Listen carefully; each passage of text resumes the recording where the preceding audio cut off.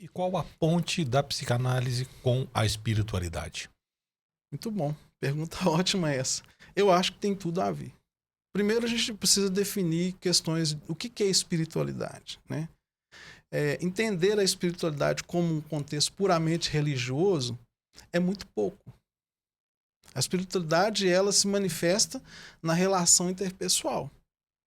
A espiritualidade é algo muito prático, onde que eu me apresento como alguém que possa apoiar o outro de alguma forma, que entende o outro, passando por uma perspectiva de que tem um sobrenatural, que tem um Deus nessa história, que nos traz como semelhança dele. E então, quando eu penso na espiritualidade, eu entendo assim: o que eu posso fazer para acolher aquele que está ao meu redor? O que eu posso fazer para me relacionar com as pessoas ao meu redor? Isso é espiritualidade na prática.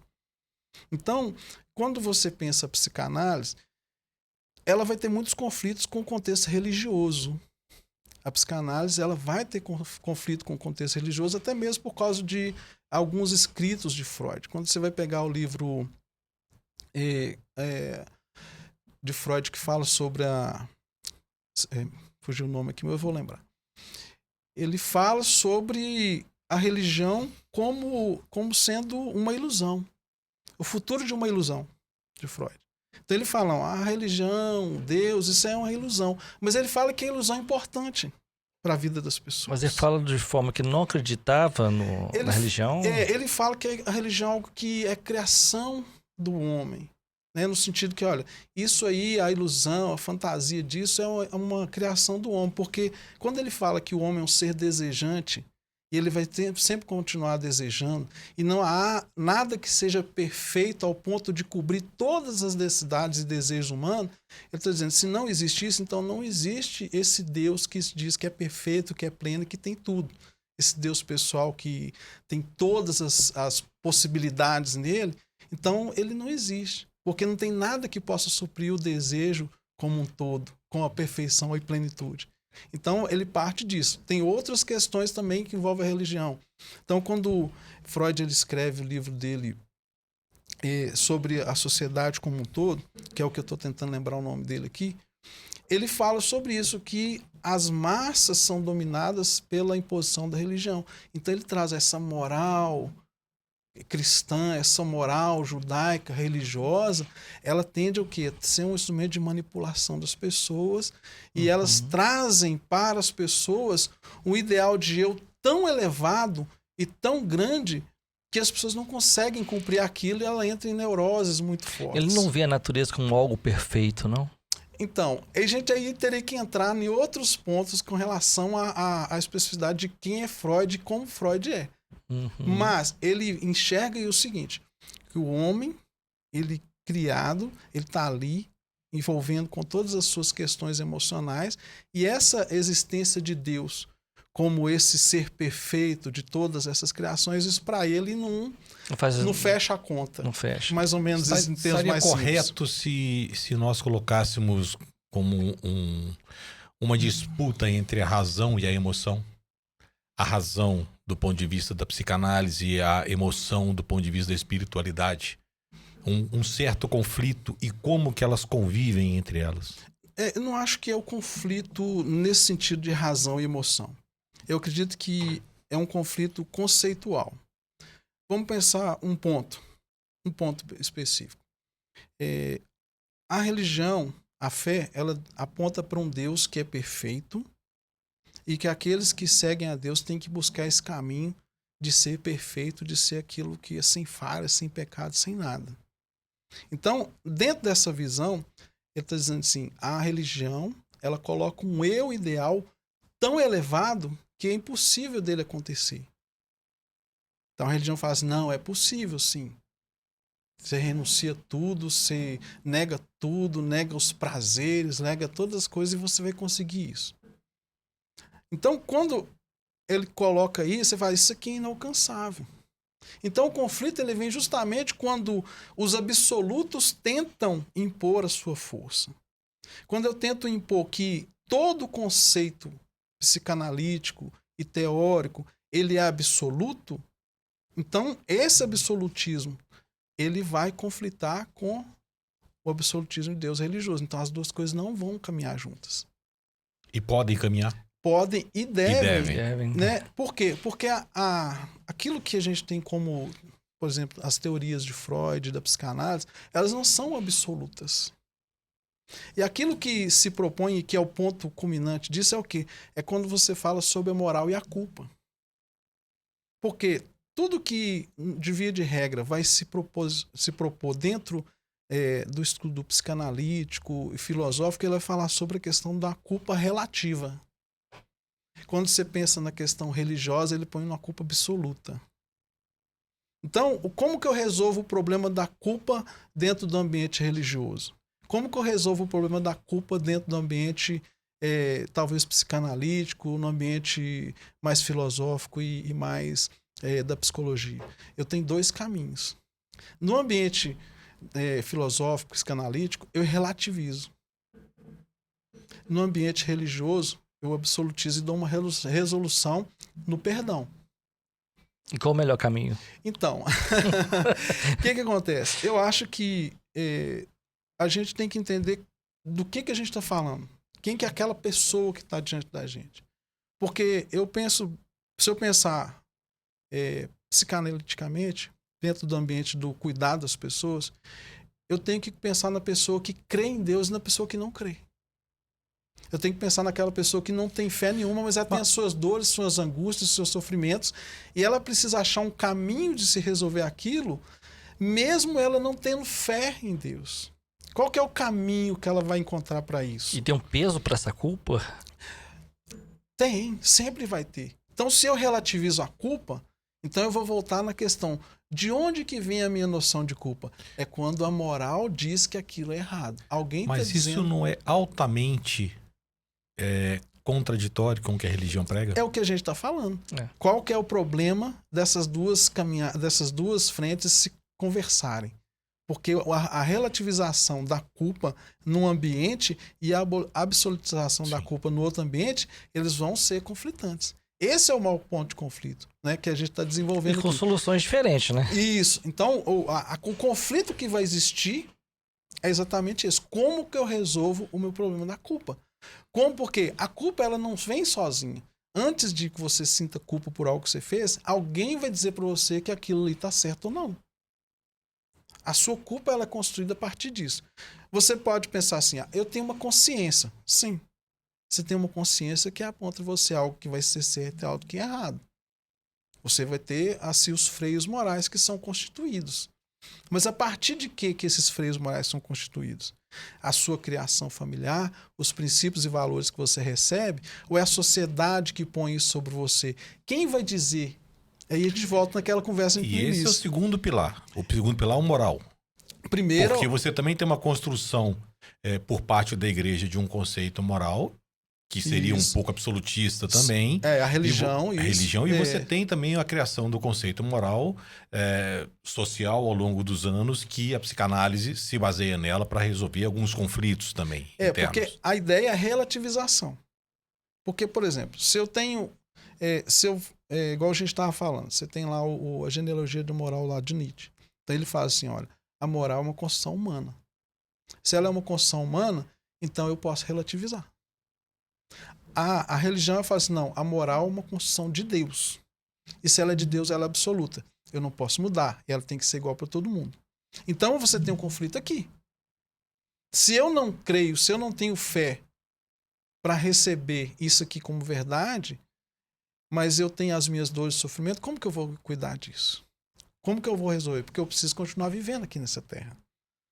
Então você vai ver pessoas que vão desenvolver neuroses muito fortes por causa da pressão do absolutismo religioso, e você vai ter pessoas que, por causa da total relativização da moral, elas partem para o ambiente mais perverso possível. E se eu fosse indicar um caminho hoje para alguém, qual seria o mais interessante? Então, pensando naquela possibilidade de culpa ter o seu prazo, ter o seu prazo de vencimento, ó, acabou, chega.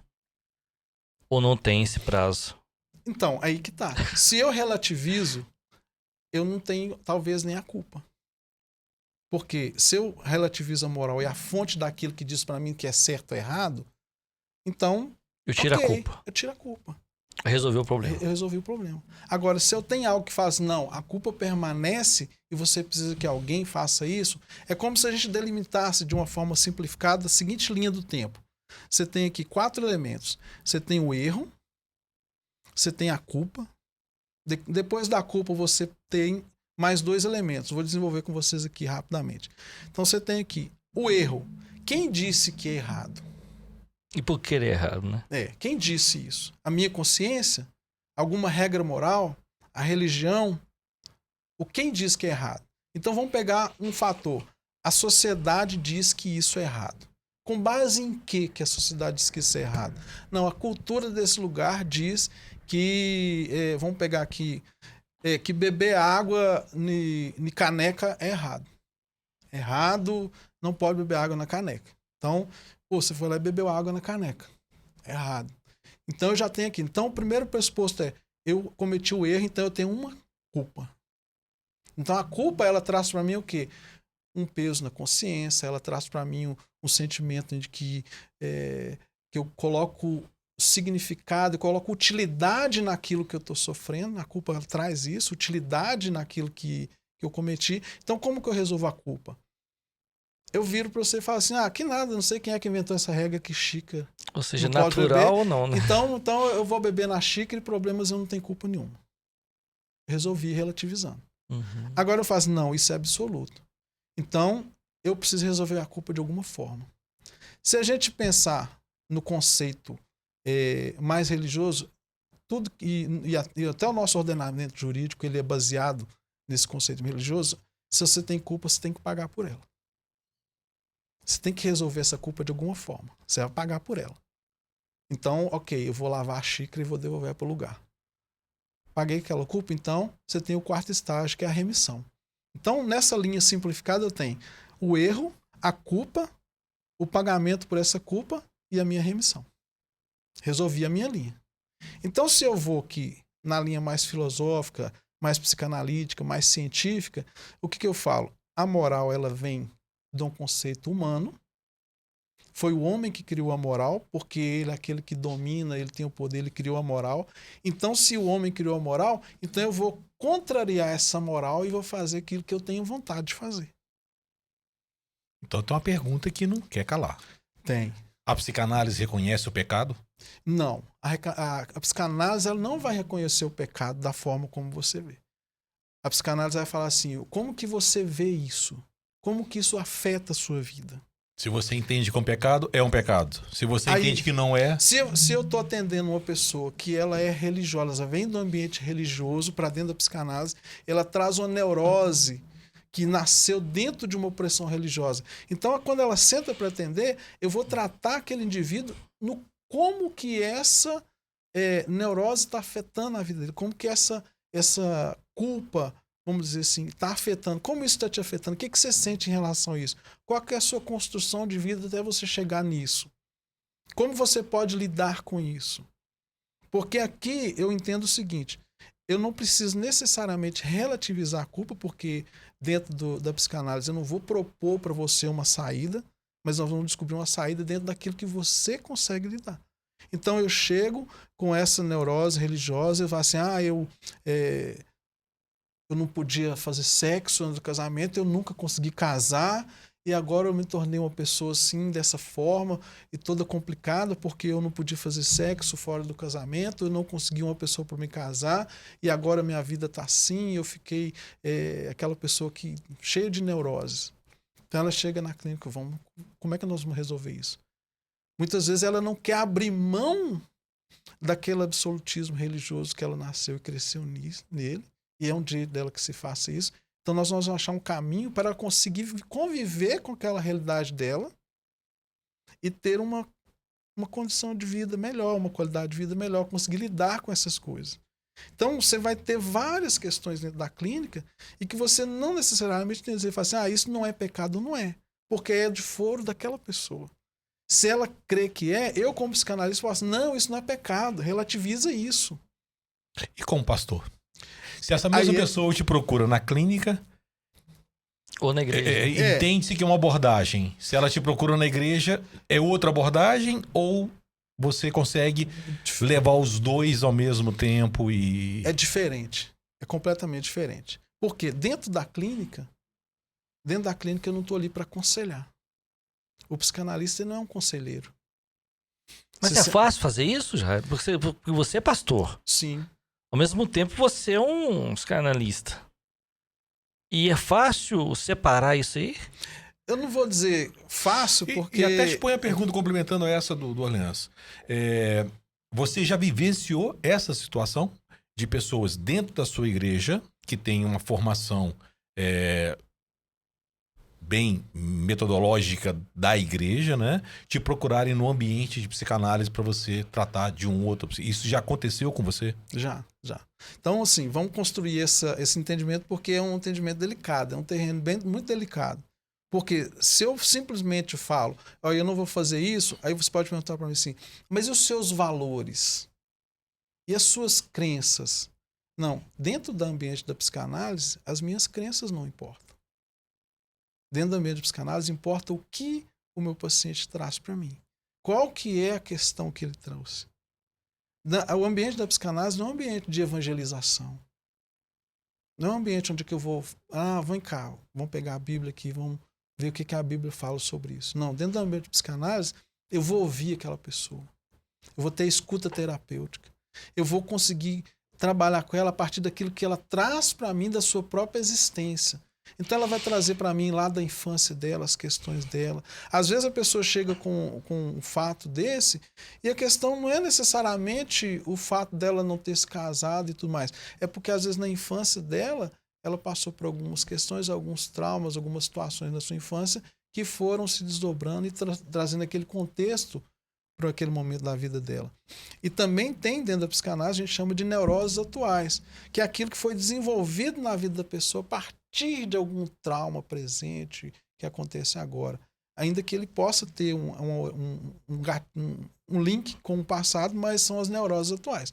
Então, dentro da clínica psicanalítica, eu preciso atender esse paciente com a total isenção da minha convicção religiosa. Porque ali eu estou tratando da vida daquela pessoa. É o que ele traz para mim. Então, a dificuldade que pode existir nesse sentido é porque eu preciso o tempo todo me policiar e cuidar para que eu não seja um sugestionador dentro da clínica para aquilo que a pessoa traz para mim. Ela chega e traz para mim uma questão, eu não posso ficar assim, será que é isso? Será que é aquilo? Não. Ela vai trazer para mim a história, ela vai trazer, eu vou ser um facilitador da compreensão da pessoa acerca dos seus fatos. É como se ela trouxesse para mim um novelo todo embolado, eu vou puxando aquele fio ali e vou fazendo uma toalha. Ô Jairo, e dentro do profissional Jairo, você está dentro da igreja, você recebe uma demanda dessa, você está dentro da igreja. Olha, o seu caso é para tratar numa clínica. Você já falou isso? Já. E então, vice-versa? Sim. Então, só respondendo a outra questão. Se essa mesma pessoa chega para mim dentro do ambiente da igreja, né, como pastor, o que eu vou falar com ela? Não, eu sou o pastor dela. Então, ela chegou para mim com essa questão. Eu falo com ela assim, nós vamos tratar aqui o que a Bíblia fala sobre o que você está sentindo e vivendo, e você vai procurar um profissional de terapia, ou psicanalítico, ou psicólogo. Você vai procurar um outro profissional. Isso é importante. Que nós vamos isso que eu queria te perguntar. Nós vamos fazer um Esse trabalho... outro profissional não é você? Não. Perfeito. Não. Você vai fazer um trabalho paralelo. Você vai buscar esse outro profissional de acordo com você escolher. Eu não vou nem te indicar um profissional para isso, para ter a maior isenção possível. Então, nós vamos tratar essa pessoa nos dois ambientes. No ambiente da crença, da fé que ela tem, que é eu aqui como pastor, e ela vai para um outro profissional, a escolha dela, e que ela vai tratar as questões da saúde mental dela no ambiente terapêutico. Por que eu preciso fazer isso? Porque eu preciso tratar as duas coisas com a maior isenção possível. Então, se chega na minha clínica, uma pessoa da igreja que está lá e ela vai sentar na clínica comigo. Então, eu não vou atendê-la como pastor na igreja. Outro pastor vai fazer o trabalho pastoral com ela. Para que a gente possa ter uma isenção da melhor maneira possível, a fim de que aquela pessoa receba aquilo que ela está buscando da pessoa certa. Esse discernimento vai me ajudar a não contaminar nos dois ambientes as duas coisas. Mas em que isso ajuda? Muito. Por exemplo, dentro da clínica psicanalítica, você aprende a desenvolver com muito mais cautela a escuta terapêutica. Uma coisa é a pessoa desabafar com um amigo, outra coisa é se sentar com um analista para você contar a sua vida, para você trazer as suas questões, para você receber uma escuta terapêutica, onde os seus gestos assim de bater o dedo na mão, onde a sua expressão facial, ela tudo conta. Uma coisa é eu falar com você assim, olha, esse copo de água aqui, para mim é só um copo d'água, mas talvez para você é um copo que você ganhou de sua avó. Então esse copo para você ele tem um outro sentido. É o que em Lacan ele vai falar do significante e o significado. Porque para mim é só um copo, mas para você tem uma história. Sim, então, um significado. Então eu preciso ter esses dois qual pontos. Qual a mensagem que você, como psicoterapeuta, consegue levar para sua evangelização, para sua espiritualização? Meu trabalho pastoral. Isso. Então, o meu estudo como psicanalista, ele aumenta a minha capacidade de discernimento. Porque é aquilo que você falou. Chega a pessoa para mim no ambiente pastoral. Eu consigo perceber se aquela pessoa, apenas com aconselhamento pastoral, ela vai conseguir resolver ou ela precisa de uma ajuda profissional para cuidar da questão dela. Então, o conhecimento teórico da psicanálise é melhor o meu discernimento. A minha escuta fica muito mais apurada quando uma ovelha, um membro da igreja senta para o aconselhamento pastoral. Então eu vou te fazer uma pergunta muito delicada. Sinta-se até à vontade para responder da melhor maneira possível, até não responder, se você acha que não é o caso. Quando você percebe que uma pessoa apenas com o aconselhamento pastoral, ela não vai atingir, não seria uma diminuição da influência ou da importância do aconselhamento pastoral? Porque se você colocar em níveis, né, eu percebi que essa pessoa apenas com esse comentário não vai solucionar, ela tem que ter um pouco mais além, não seria uma pequena desvalorização do processo pastoral em detrimento ao processo terapêutico? Entendi. Então é como se... o milagre não vai acontecer com essa pessoa, né? A questão sobrenatural... Não seria nem a questão do milagre, seria a abordagem. Olha, a minha abordagem pastoral ela não é suficiente. Se ela não é suficiente, para outras pessoas também, nós não poderíamos partir desse pressuposto? Então, a gente, em qualquer ambiente, a gente não pode ter a vaidade de achar que o que a gente faz ele é completo. Absoluta não. Eu preciso pensar no outro que chegou do meu lado e o que ele precisa. Então, eu acho que não diminui, porque eu vou fazer uma comparação assim, que eu acho que vai ficar mais fácil para a gente dizer. Quantas pessoas que entram num hospital para fazer um tratamento de câncer ou de qualquer outra doença grave e elas têm o mesmo problema e muitas vezes uma pessoa recebendo o mesmo tratamento, às vezes o mesmo médico, a mesma medicação, um consegue se recuperar e o outro não. Os dois receberam o mesmo cuidado. Porque a história de vida daquela pessoa ia para uma direção, outra para outra. São fatores que não estão no alcance das nossas mãos. Então, quando eu consigo oferecer para aquela pessoa algo mais do que eu possa dar, eu estou pensando não só naquilo que eu sou capaz de fazer, mas naquilo que a pessoa precisa. E nós vamos buscar todos os recursos necessários para que ela fique bem. Então, e de uma certa forma, só te interrompendo também, completando esse raciocínio, não posso estar errado, o contrário também pode acontecer. Você, dentro da sua clínica, entender que aquela pessoa precisa mais de um aconselhamento pastoral do que um aconselhamento terapêutico. Isso pode acontecer também? Isso pode acontecer, mas... Não é comum, né? Não é questão de ser comum. É por causa do seguinte viés que a gente tem que entender. Dentro do ambiente do psicanalítico, eu não vou te aconselhar a fazer algo. No ambiente de aconselhamento pastoral, eu vou te aconselhar. O ambiente pastoral, eu vou te orientar. Dentro da clínica, você vai chegar para mim e vai falar assim, ou você ou não, qualquer paciente vai chegar para mim assim, olha, eu estou passando essa situação e tudo mais, e eu queria que alguém que fosse religioso me atendesse. Você vai trazer isso para mim como analista, e eu vou perguntar para você assim, o quanto isso é importante para você? O quanto que é significativo para você receber esse apoio religioso nesse momento da sua vida. Então você, como paciente, vai dizer para mim o quanto que isso é importante e você vai decidir por buscar isso. Não por uma orientação do psicanalista, mas por causa da liberdade que o paciente precisa ter.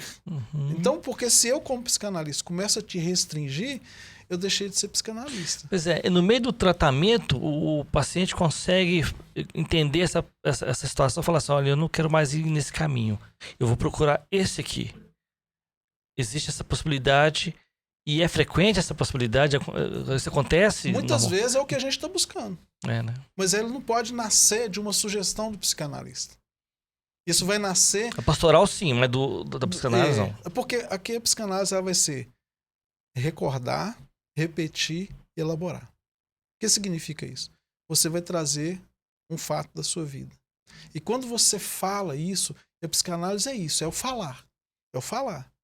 Então a fala, você vai se escutar, o analista vai ficar muitas vezes calado, ouvindo você, prestando atenção em cada detalhe, você vai falar. Quando você fala, você se escuta.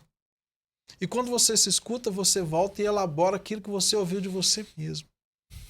Muitas vezes o psicanalista ele vai, de repente, te fazer uma pergunta que vai te ajudar a abrir um pouco a sua percepção para aquilo que você trouxe.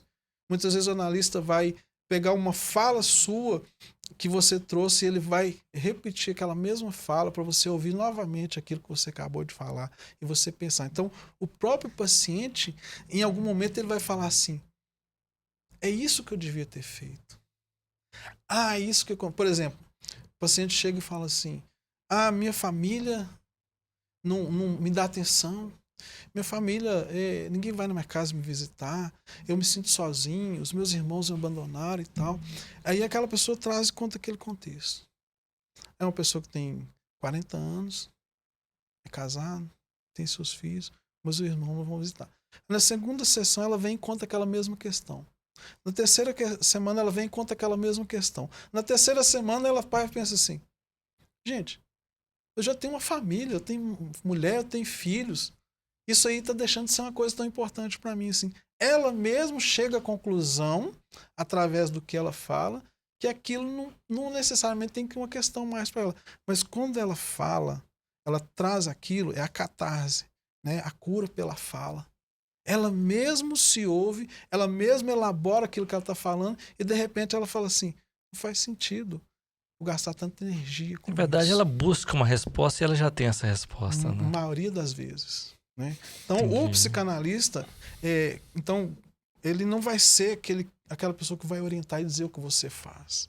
Ele vai ter a escuta que você precisa para você elaborar aquilo que você mesmo traz para a clínica. O pastor, não. O pastor ele vai te ouvir, ele vai sentar, ele vai abrir a Bíblia, ele vai fazer uma oração com você, ele vai te dar um aconselhamento, ele vai te dar uma direção, faça isso, faça aquilo, deixa de fazer aquilo. Vai lá, procura um psicólogo que nós vamos trabalhar junto. Procura um médico. Às vezes, dentro da nossa própria clínica, o que eu posso fazer, algumas vezes eu faço, é quando às vezes eu recebo um paciente e aquele paciente está numa condição em que a terapia não vai fazer sentido para ele. Então eu falo assim, olha, você precisa procurar um médico, você precisa procurar um médico para fazer uma avaliação psiquiátrica, algo dessa natureza. Depois que você passar por esse médico, você vem aqui para a gente conversar, ou então, à medida que você está procurando esse médico, você vem aqui para a gente conversar, porque às vezes a pessoa está num momento de crise, num momento em que não é a função mais do psicanalista entrar, não é o ambiente do psicanalista mexer, é um ambiente médico. Então, ter esse discernimento é muito importante. Jair, eu vou fazer uma pergunta também parecida com a do Marcos, meio perigosa. Vocês são muito bons de pergunta. Eu tô gostando das perguntas. Meio perigosa.